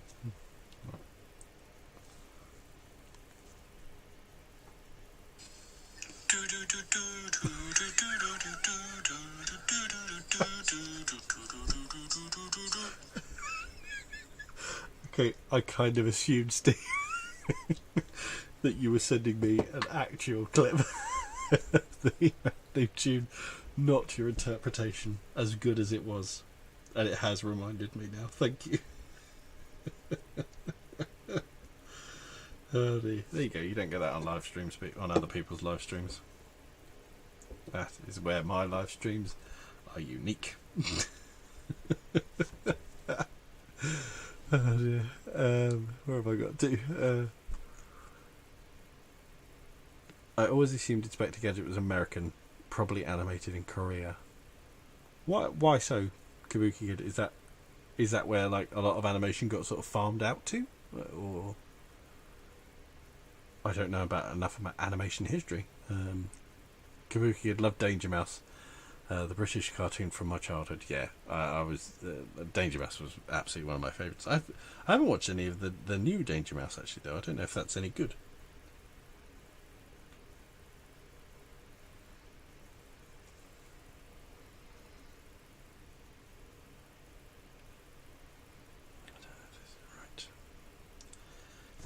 What I'm looking for.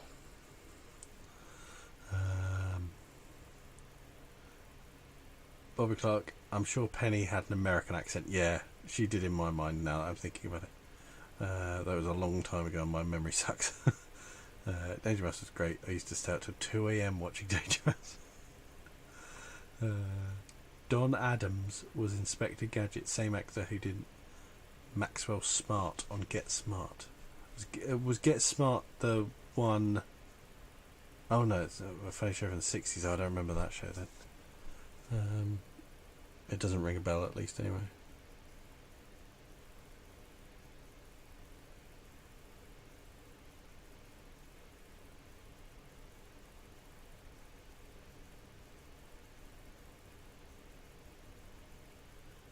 Something just popped into my brain, then instantly popped out again. Loved the musical rendition. Maybe you got a copyright strike for that. I reckon it was accurate enough that I have indeed just got a copyright strike. Yeah. Mattel are coming for me. Was it Mattel? Yeah, I think it was Mattel. I love the episode of the Toys That Made Us episode of He-Man. That was really interesting. I mean, almost all of that show is very, very interesting. That one was particularly interesting. Amazing how many cartoons from our childhood existed purely to sell a to sell a toy range. I had no idea of that when I was a kid. I kind of always, I think, assumed that it was show first and toys afterwards, but that was essentially never the case. Certainly from what the Toys That Made Us has led me to realise. It was always to sell to a toy range.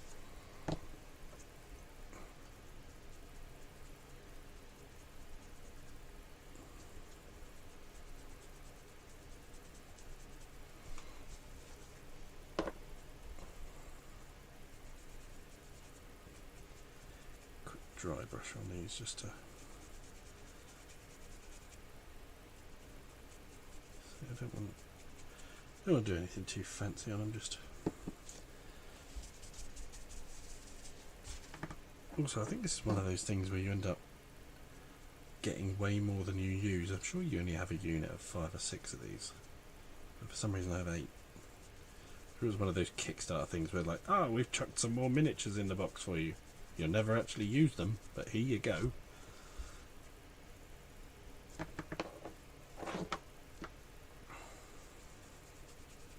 How would you do this one?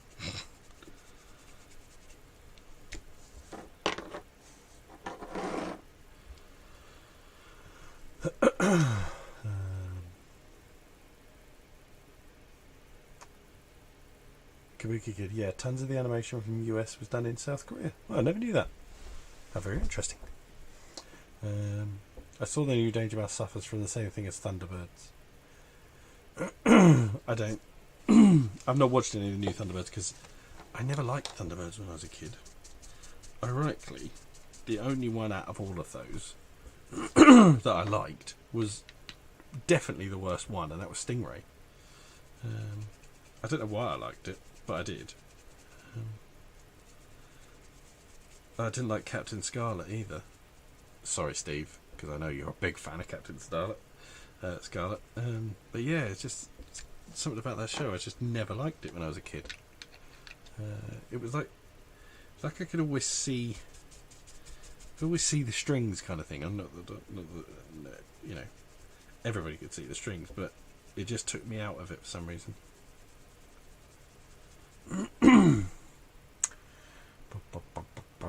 Get Smart was a spy spoof movie. It was made by Mel Brooks. Well, legend.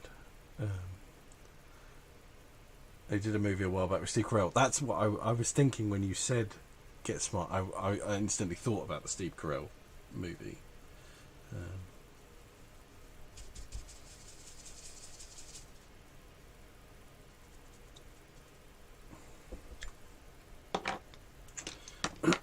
And I was thinking also, I wasn't sure if I was thinking of there was a spy kind of kids film, I think, that had the kid from Malcolm in the Middle in it.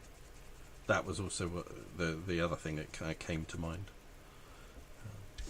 I watched Johnny English the other day with my son. He thoroughly enjoyed that.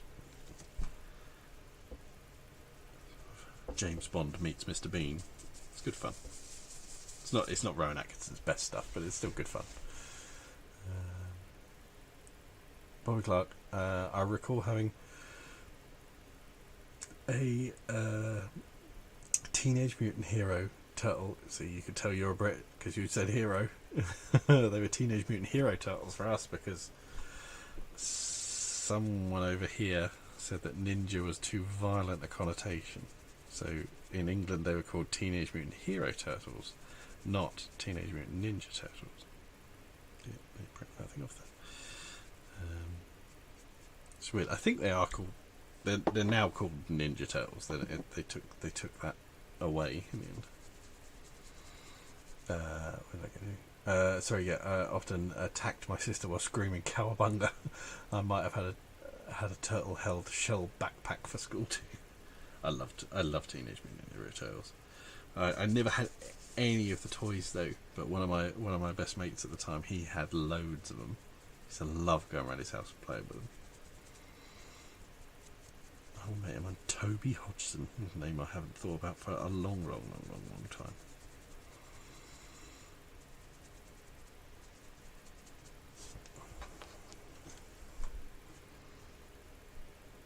Mr. Hughes, how are you, sir? One of my fellow combatants in our new Civilization game. The Simpsons was animated in South Korea. Huh. Although not sure if it is now. Well, I just never knew this. I wonder why I wonder why that is. What started that? You know, did they pioneer some clever new like animation techniques or something? Maybe, I don't know. Yeah, Lord Maiden. Yeah, BBC didn't like ninjas. Yeah, they thought it was too violent a term, I believe. Where were they up to? So that's Dan, Tony Howe.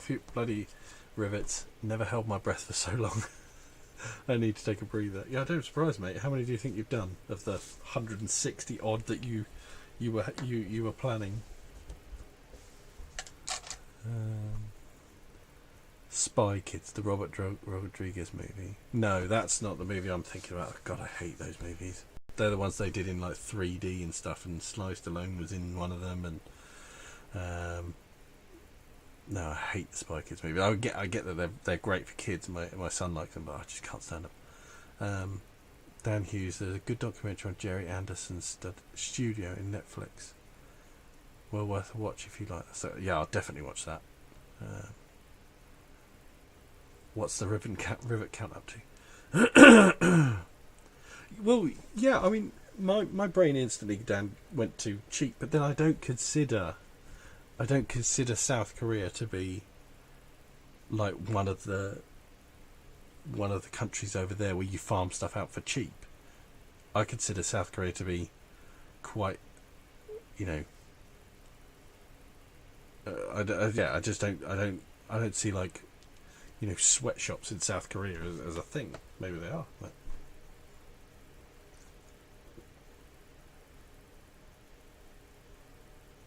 40 left to go, Tony. Well done. You made bloody good progress. Dan Hughes, yeah, South Park's process is fascinating. They could turn an episode around in like a week. The animation is so stripped down. Yeah, I remember when they first came out. It was amazing because it was animated on Coral Draw, if I remember right, or Coral Paint, whatever it was called, which was, I don't even know if Coral Paint even exists anymore.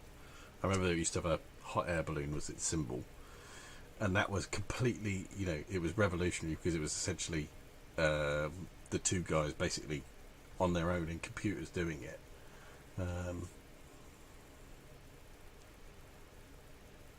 But yeah, awesome. Yeah, I like the whole, you know, stuff behind South Park. You know, it's quite fascinating, and it was the making of South Park as well, because once they became able to, you know, make satirical stuff about current events and, you know, take pops at stuff that was really in the media at the time, that's when South Park just blew up and just became, you saw how clever they were, you know.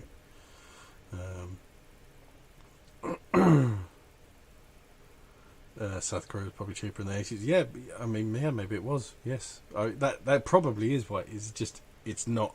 That's not something I associate with South Korea. You know, you don't turn something over and go, oh god, it was manufactured in South Korea. You know, that's not something that I think has ever happened to me. Yeah, Travis Chance talked about spending a week with Trey Parker playing games and whatnot.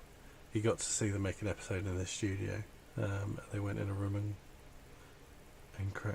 out a script in an afternoon. They have cots at the studio. They do like 80-hour weeks when making an episode. Yeah, I can bet. Yeah, he's quite the. They're quite the gamers, the South Park guys, aren't they? It's weird when all the. I do love it when in the board gaming world. It's such a weird thing that the Facebook communities lose their mind when a copy of Western Legends appears in the background of, an episode of South Park. It's like, it's like, did you see? Look, something we like turned up in mass media. It's like, yeah, it's fine. It's like, so it's always that thing about, as well as like celebrities that were geeks. Like Robin Williams was famous for having a really cool Eldar army and being quite a big fan of 40k, and Vin Diesel played role-playing games apparently. Although I question how much that's actually true when you see him on that playing D&D thing. And then like the world blew up when Henry Cavill put a tweet out that showed he was painting a 40k Custodes miniature. It's like, wow, all right, it's just I'd never seen the massive fascination with it. It's nice when you hearing that. Oh, okay, cool. It's I don't see that it's that groundbreaking. What is this? Bread. No.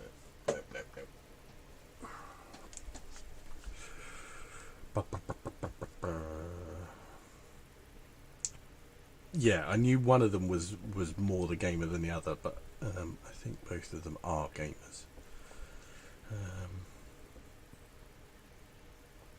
Yeah, that was when they did the parody of Tom Vassell. That was, that was legitimately funny.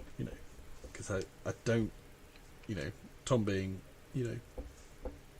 a very devout Christian and stuff. I'm not sure he's probably watched a lot of South Park in his time. I doubt it's a show he particularly gravitates to.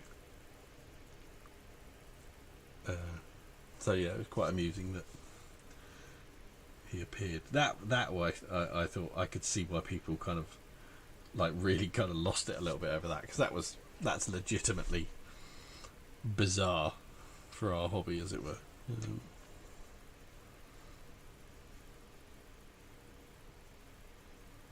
Sorry, just holding my breath while I'm doing.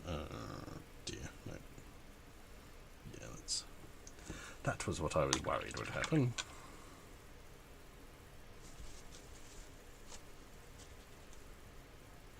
Actually, I could do it like that. That would look actually right. Actually, yeah, that's what I'll do.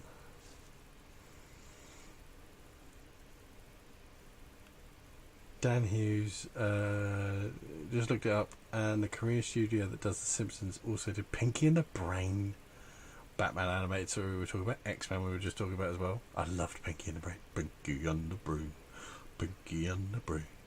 One of them's a genius, the other's insane. There you go, there's another copyright strike. They didn't have enough problems with Steve's rendition of He-Man. Now a flawless rendition of Pinky and the Brain as well. Tony Howe's South Korean animation is fabulous. They did 2 episodes of a thing called Sheep in the Island. It's a glorious testament of their talent. Of a thing called Sheep in the Island. I'll have to look that up, Tony. I've never heard of it. Robin Williams was known as a Legend of Zelda fan. Well, his eldest daughter is called Zelda. Yeah, there you go. Kabuki Kid. Yeah, Robin named his daughter Zelda. Yeah, there you go. Yes, Dan, it is bloody hot. I dread to think, in fact, if you're in your office, I know you've got that massive window, but being on the second floor of a house, that must be bloody hot up there. Even with that window open or not. Yeah, because I am melting, mate. Absolutely melting. Right, I need to figure out how to do might be the method I go with. Let's try this.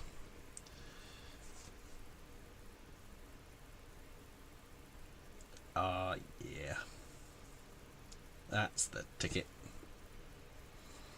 Good old contrast back to save the day again. Perfect. Well, let me not be quite so hyperbolic with perfect. Kabuki Kid is because really the reason we don't use air conditioning is we only have it in our cars and in, you know, offices and stuff like that.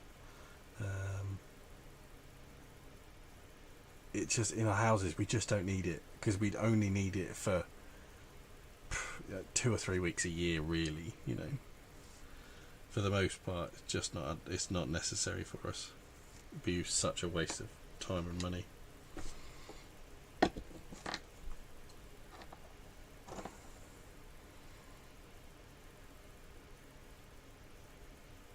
I thought you were going to say if you're in your underwear.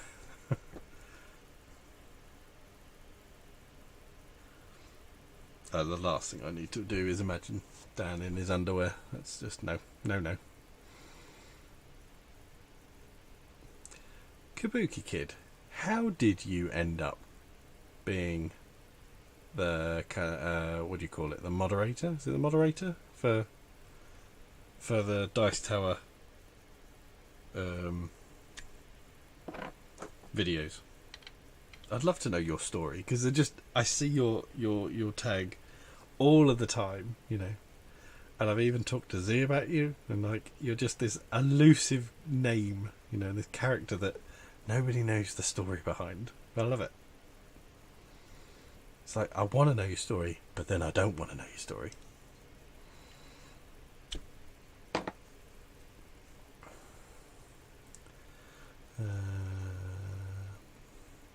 It's not worth it. We don't. Yeah, exactly. Yeah. I'm in New Jersey. It's about 90 here, which is like 32. Oh god, yeah. It's not quite as hot as that here. We have had it as hot as that here a few days, but today it's been a little bit cool. But it's just super humid because it's been a lot of cloud cover for me, at least over here in Norfolk. I don't know why I said it like that because that's not remotely a Norfolk accent. In Norfolk.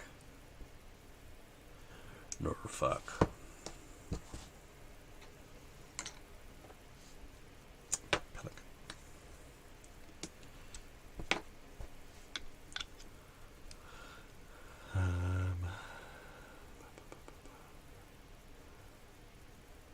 It's like how most houses here don't even have a furnace for heat in Florida. Yeah, exactly.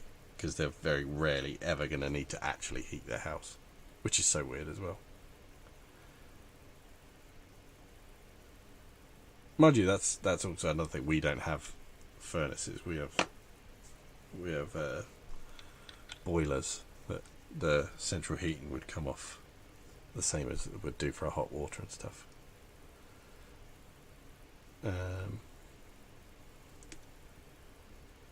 Don't know. Tom just handed me a wrench one day.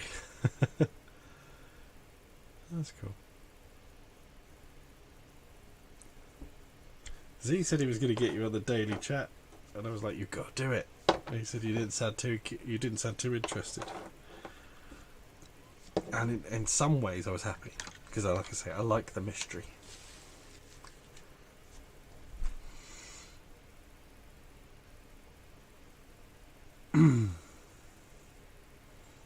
Yeah, Dan. Completely. Kabuki Kid is as ever present as is possible to be. I can't believe Kabuki Kid is on one of my live streams. I feel quite legitimate in the hobby now. You've legitimised my live stream, Kabuki Kid. We're British and we love to moan. Aircon will break the tradition. Exactly, Bobby. Omnipresence is my superpower. Dan Hughes, she's a rogue AI, escaped from a software development company. She found refuge in the internet. Are we saying like, yeah, so you've referenced that you're like proto Skynet. I think maybe are you a bit more like you're like Ultron, Don't worry, Kabuki Kid, we understand what a wrench is. Far from tainted. You, like I say, you legitimised it. You made it real.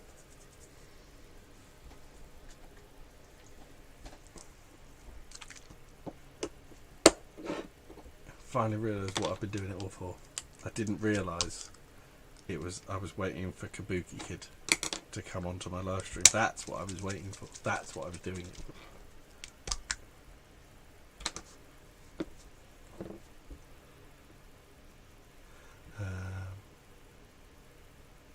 Yeah, Z tried. Yeah, he said he had.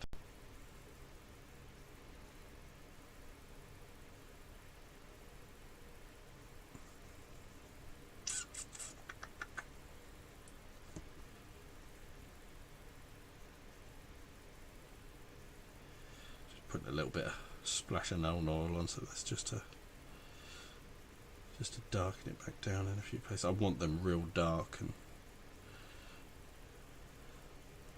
it's supposed to be pretty horrible hounds.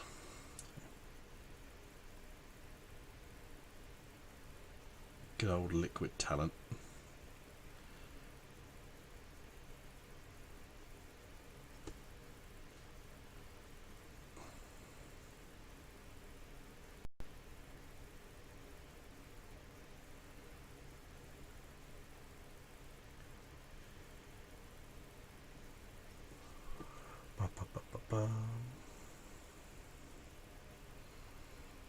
David, sorry vanished.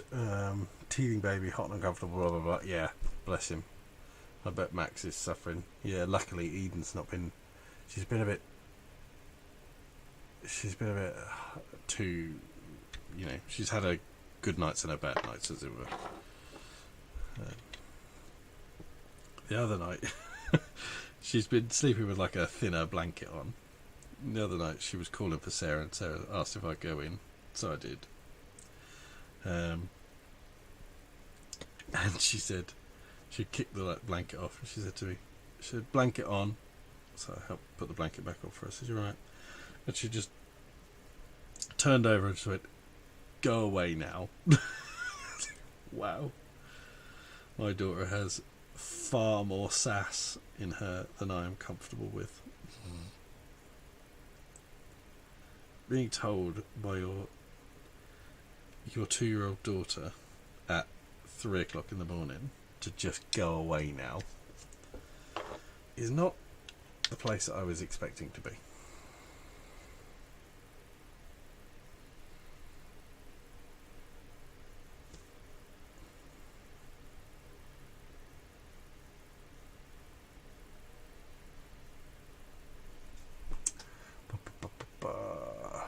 Do you have a rewind button, Luke?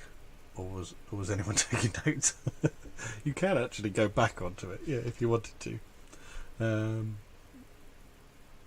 Kabuki Kid, very few in the game world have met me in person or on webcam. I have met Eric Summerer face to face once. Did Eric Summerer know who he was looking at, though? That's the point. Did he have a clue he was talking to? Oh, that could have so been a pot of null oil across the desk then. Damn right, Lord Maiden. Yeah, Dave, watch it afterwards.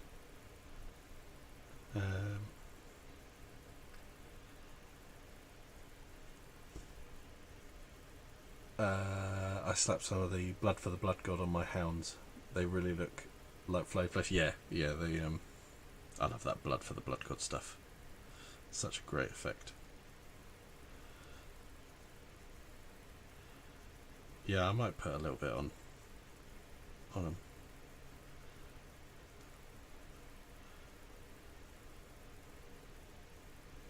Yeah, they do look. They do look like dogs that have essentially just been skinned. They're quite horrific. in if you imagined them in true reality, they'd be like, oh, quite hideous beasts charging at you. As weak as they are.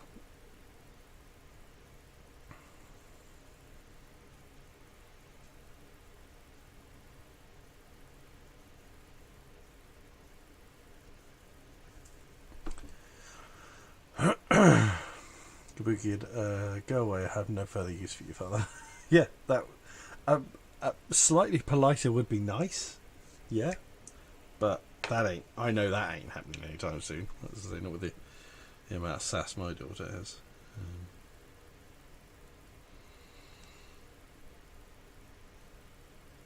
But I'd rather raise a strong-willed young girl than a submissive little timid thing. So I'll take it.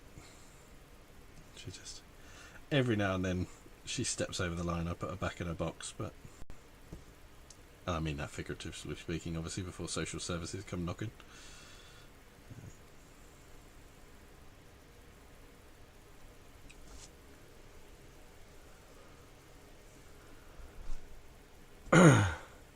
Basically, we've been talking about old cartoons. Luke sang Pinky in the Brain. Someone sent a tune of them humming He-Man, and now Mattel is coming and slap the copyright ban on him. Yeah, that's that. That is the synopsis made of this stream. I love it, Kaminkin. You never told him who you were. That's fantastic. Jeff Engelstein is actually one of the only board game personalities who knows me in real life and knows who I am online. He is the key. He is the key holder.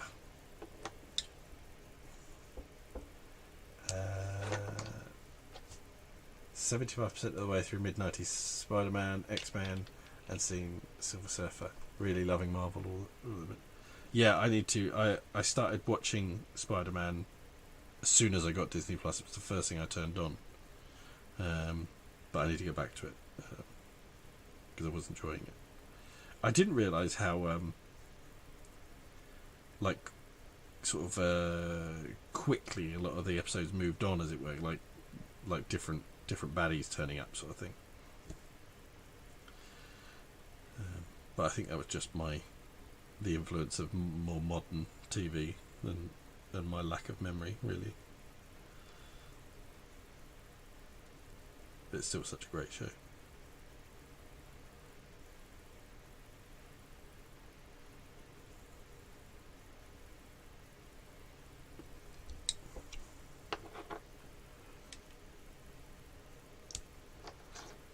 Jeff is sort of a neighbour of mine. Oh, okay, that's cool. He seems like a really nice guy, Jeff Engelstein. I'm not so much of a fan of his games anymore, but he's still a very good designer. But I like the fact that he tries to do something a bit different, or he has a very specific design feature when he goes into something, like a challenge almost, and I respect that.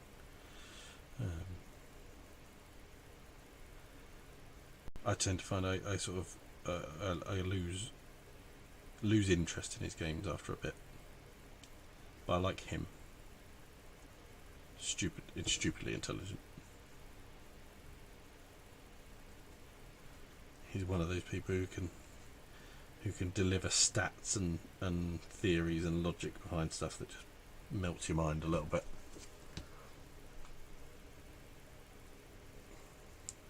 What's this Fog of War game? I can't even think of the Fog of War. The Expanse is the one that I really want to play.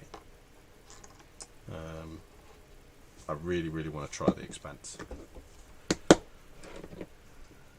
Because I like the TV show.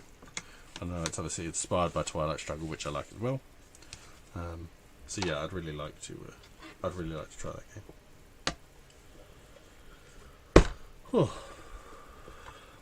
I think I've got to the point where I can take it no longer. I am melting in every sense of the word.